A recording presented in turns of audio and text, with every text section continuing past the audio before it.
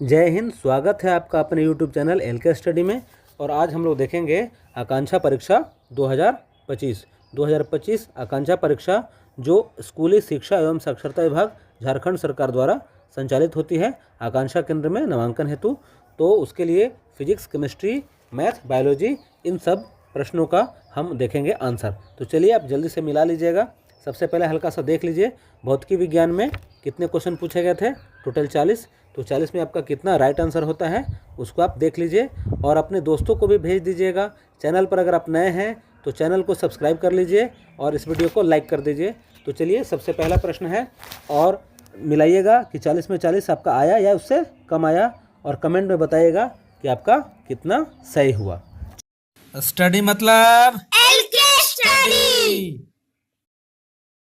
पहला क्वेश्चन आपके सामने है, खतरे के संकेत हेतु लाल प्रकाश का प्रयोग किया जाता है क्योंकि इसकी तीव्रता अधिकतम होती है, यह अधिक प्रकीर्णित होता है, इसका प्रकीर्णन कम होता है, यह स्पष्ट दिखाई पड़ेगा। तो आपका सही आंसर क्या हो जाएगा? इसका प्रकीर्णन कम होता है और प्रकीर्णन कम होने से क्या होता है, लाल रंग का प्रकाश हमारे पास आसानी से पहुंचता है और हमको दिखाई पड़ता है। चलिए क्वेश्चन नंबर 2, निम्नलिखित में से कौन एक ऊर्जा का प्रकार नहीं है, ऊर्जा स्रोत का प्रकार नहीं है? ऑप्शन ए जनित्र, ऑप्शन बी सौर कोशिका, सी रिहोस्टेट और डी बैटरी। सौर कोशिका मतलब सोलर सेल से है ना, सोलर सेल। तो आपका राइट आंसर क्या हो जाएगा? रिहोस्टेट। क्वेश्चन 3 है, निम्न में से कौन गुप्त ऊष्मा का इकाई है? Option A joule, B joule प्रति किलोग्राम, सी जूल प्रति मोल और डी जूल प्रति किलोग्राम प्रति मोल। तो आपका सही आंसर हो जाएगा ऑप्शन नंबर बी जूल प्रति किलोग्राम। क्वेश्चन 4 है, एक अच्छे टेलीस्कोप का बिंब में होना चाहिए। ऑप्शन ए बड़ा द्वारक, एक लंबी फोकस दूरी, ऑप्शन बी बड़ा द्वारक परंतु छोटी फोकस दूरी, ऑप्शन सी छोटा द्वारक एवं छोटी फोकस दूरी और डी छोटा द्वारक परंतु लंबी फोकस दूरी। तो आपका सही आंसर क्या हो जाएगा अच्छे टेलीस्कोप के लिए? ऑप्शन नंबर ए बड़ा द्वारक और लंबी फोकस दूरी होना जरूरी है। क्वेश्चन नंबर 5 है, उत्तल लेंस का आवर्धन होता है। ऑप्शन ए हमेशा इकाई से कम, हमेशा इकाई के बराबर, हमेशा इकाई से अधिक, कभी इकाई से कम तथा कभी इकाई से अधिक। तो आपका सही आंसर ऑप्शन नंबर डी हो जाएगा, कभी इकाई से कम तथा कभी इकाई से अधिक। क्वेश्चन नंबर 6 है, किसी अंधेरे कक्ष में एक हरी पत्ती को रखा गया और लाल बत्ती जलाया गया, पत्ती कैसा प्रतीत होगा, कैसा दिखेगा? ऑप्शन ए हरा, बी पीला, सी लाल, डी काला। आपका सही आंसर क्या हो जाएगा? ऑप्शन नंबर डी काला। क्वेश्चन नंबर 7 है, दीप्त फ्लक्स की इकाई क्या है ना, luminous flux. Option A lumen, lumen प्रति स्टेरेडियन, सी है कैंडेला, डी लक्स। तो आपका राइट आंसर क्या हो जाएगा? ऑप्शन नंबर ए ल्यूमेन। क्वेश्चन नंबर 8 है, एक चालक तार का प्रतिरोध व्युत्क्रमानुपाती है। ऑप्शन ए इसकी लंबाई का, बी इसके अनुप्रस्थ छेद के क्षेत्रफल का, सी इसके तापक्रम का, डी इनमें से कोई नहीं। तो आपका सही आंसर क्या हो जाएगा? ऑप्शन नंबर बी इसके अनुप्रस्थ छेद के क्षेत्रफल का। क्वेश्चन नंबर 9 है, 60 डिग्री में नत दो समतल दर्पणों के बीच एक प्रकाश बल्ब रखा गया, बनने वाले प्रतिबिंबों की संख्या क्या होगी? Option A 2, option B 4, option C 5, option D 7। आपका राइट आंसर क्या हो जाएगा? Option number C 5। Question number 10 है,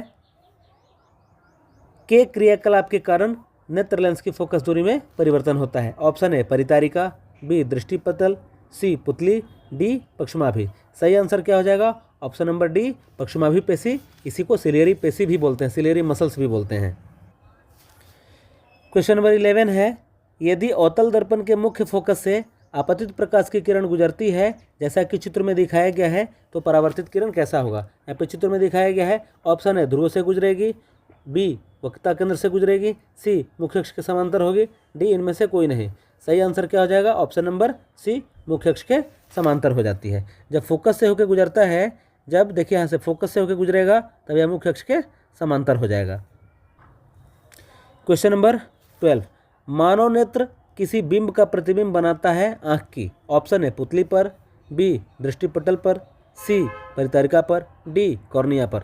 आपका राइट आंसर हो जाएगा ऑप्शन नंबर डी दृष्टिपटल, इसी को हम बोलते हैं रेटिना पर। क्वेश्चन नंबर 13, सामान्य दृष्टि वाले युवा वयस्क के लिए स्पष्ट दृष्टि की न्यूनतम दूरी क्या होगी। ऑप्शन है 2.5 सेंटीमीटर, 25 सेंटीमीटर, 2.5 मीटर और डी है 25 मीटर। राइट आंसर क्या हो जाएगा option number B 25 centimetre.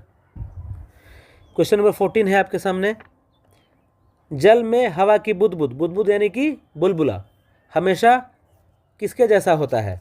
Option है अवतल लेंस, बी उत्तल लेंस, सी कभी अवतल तो कभी उत्तल और डी सपाट शीशा का प्लेट। तो आपका सही आंसर क्या हो जाएगा अवतल लेंस की तरह होता है। क्वेश्चन नंबर 15 है, एक व्यक्ति 3 मीटर से अधिक की दूरी की वस्तु स्पष्ट रूप से नहीं देख पाता है, वह ग्रसित है। एस्टिग्मेटिज्म, बी मायोपिया, सी हाइपरमेट्रोपिया, डी डिस्टॉर्शन। तो आपका सही आंसर क्या हो जाएगा मायोपिया यानी कि निकट दृष्टि दोष है ना, निकट दृष्टि दोष।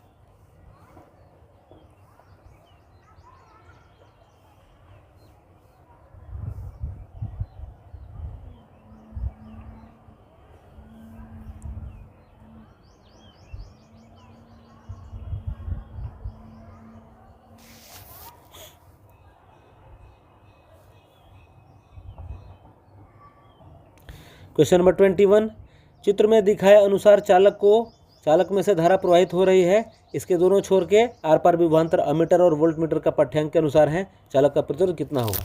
तो यहाँ पे दिया हुआ है कितना हो जाएगा, यहाँ पे आई दिया हुआ है, आई कितना दिया हुआ है, आई आपका 400 MA है और यहाँ पे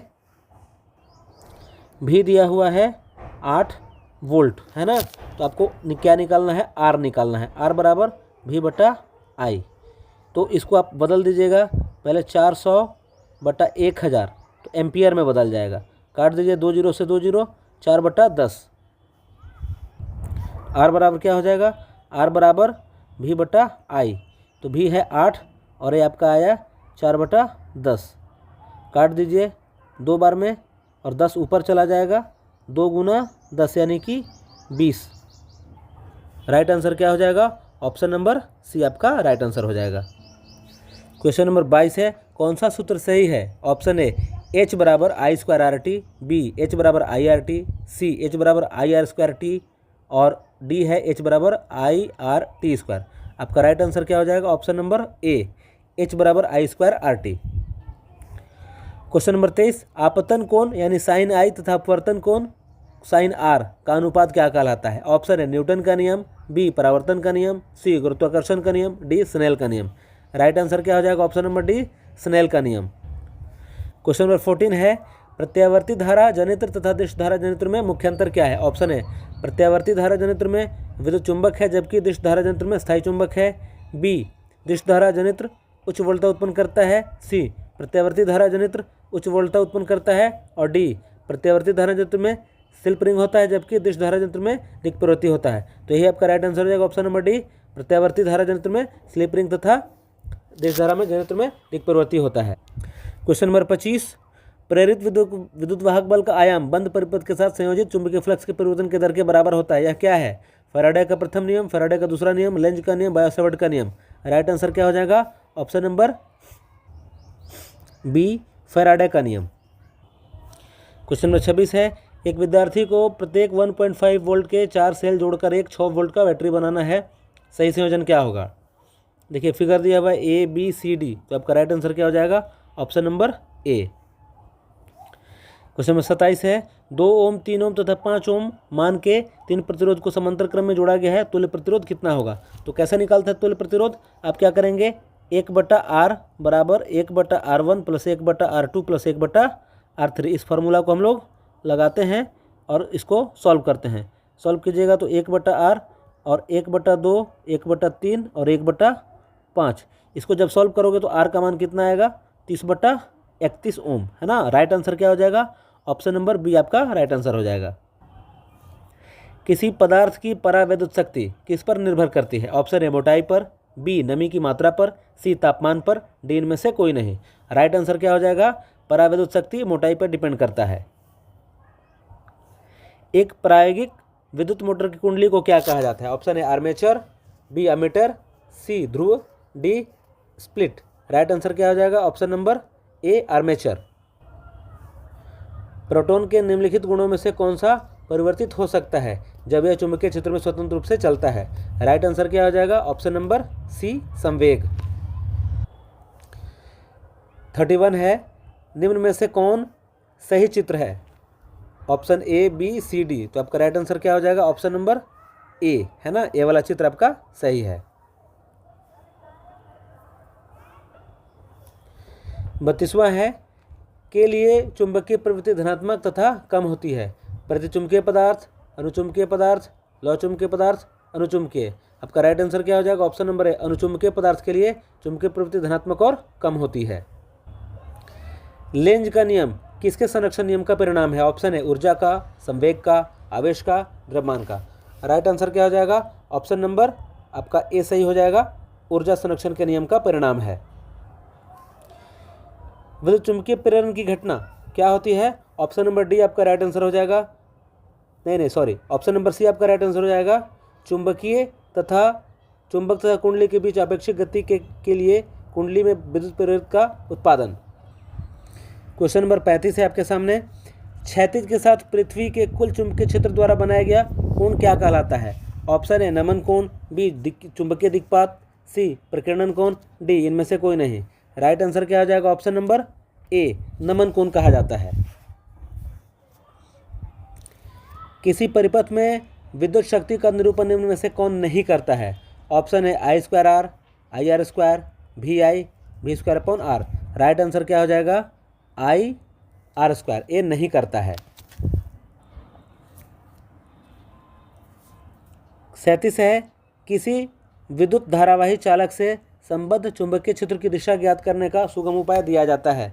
ऑप्शन है फ्लेमिंग के वाम हस्त नियम द्वारा, बी दक्षिण हस्त अंगुष्ठ नियम द्वारा, सी फ्लेमिंग के दक्षिण हस्त नियम द्वारा, डी इनमें से कोई नहीं। तो राइट आंसर क्या हो जाएगा? ऑप्शन नंबर बी दक्षिण हस्त अंगुष्ठ नियम द्वारा। एक लाल तथा दूसरा नीला प्रकाश की किरण पुंज श्वेत स्क्रीन पर एक ही बिंदु पर पड़ता है। स्क्रीन पर पड़ने वाला रंग कैसा दिखाई देगा? ऑप्शन ए मैजेंटा, बी श्यान, सी पीला और डी हरा। आपका राइट आंसर क्या हो जाएगा? जब लाल और नीला पड़ते हैं तब क्या पड़ता है? बैंगनी यानी मैजेंटा कलर। क्वेश्चन नंबर 39 है लघुपथन के समय परिपथ में विद्युत। ऑप्शन ए बहुत कम हो जाता है, बी परिवर्तित नहीं होता, सी बहुत अधिक बढ़ जाता है, सी सतत परिवर्तित होता है। राइट आंसर क्या हो जाएगा? ऑप्शन नंबर आपका सी हो जाएगा, बहुत अधिक बढ़ जाता है। जेट प्लेन का इंजन किस सिद्धांत पर कार्य करता है? ऑप्शन ए द्रव्यमान, बी रैखिक संवेग, सी ऊर्जा, डी कोणीय संवेग। राइट आंसर क्या हो जाएगा? ऑप्शन नंबर बी रैखिक संवेग। तो ये थे आपका 40। अब कितना सही हुआ आप कमेंट में ज़रूर बताइए और अपने दोस्तों को शेयर करें कि उनका कितना सही हुआ वो पता लगा सकें। तो चलिए आज का वीडियो इतना ही, धन्यवाद।